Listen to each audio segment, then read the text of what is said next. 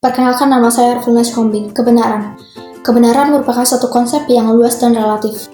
Seringkali sulit untuk didefinisikan secara tuntas karena dapat bergantung pada perspektif dan konteks yang berbeda. Secara umum, kebenaran merujuk pada kesesuaian antara suatu pernyataan atau konsep dengan fakta atau realitas yang ada di dunia nyata.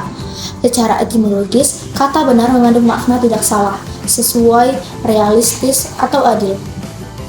Namun dalam epistemologis, terdapat beberapa pendekatan untuk memahami kebenaran, seperti teori koheresi, korespondensi, dan pragmatisme. Teori koheresi menilai kebenaran berdasarkan konsistensi internal suatu pernyataan dengan pernyataan yang lain yang telah dianggap benar sebelumnya. Sementara itu, teori korespondensi melihat kebenaran sebagai kesesuaian antara pernyataan dengan realitas atau fakta yang objektif. Pendekatan pragmatis di sisi lain menekankan kegunaan praktis dari suatu pernyataan dalam kehidupan sehari-hari sebagai penentu kebenaran. Selain itu, kebenaran juga dapat dibedakan antara kebenaran ilmiah dan non-ilmiah. Kebenaran ilmiah didasarkan pada metode penelitian dan penalaran yang logis. Sementara kebenaran non-ilmiah dapat berasal dari berbagai sumber seperti institusi, pengalaman pribadi, atau kepercayaan. Perspektif saya sebagai ahli komunikasi. Kebenaran menurut saya melihat kebenaran sebagai satu elemen penting dalam membangun hubungan sosial dan komunikasi yang efektif.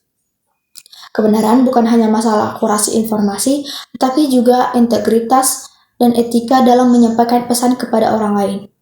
Dalam konteks komunikasi, kebenaran berperan penting dalam membangun kepercayaan, kredibilitas, hubungan yang kuat,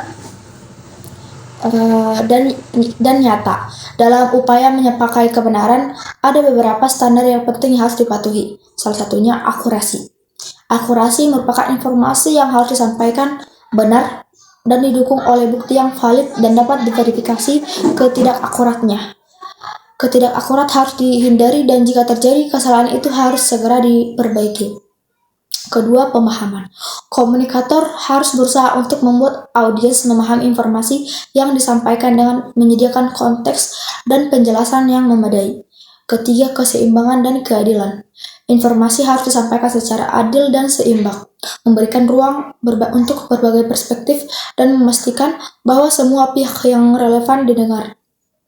Keempat, etika. Etika merupakan komunikator yang harus mematuhi prinsip-prinsip etika, termasuk menghindari menyesatkan dan penipuan audiens. Penggunaan simbol dan bahasa haruslah dilakukan dengan hati-hati agar tidak menimbulkan interpretasi yang salah.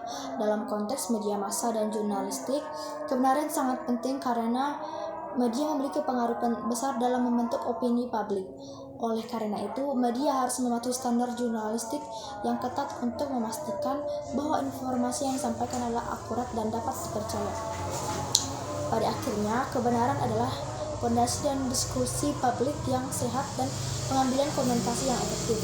Sebagai ahli komunikasi, saya memiliki tanggung jawab untuk selalu berkomitmen pada kebenaran dan dalam penyampaian pesan dan menghindari segala bentuk manipulasi dan penipuan dalam komunikasi kita. Sekian dan terima kasih.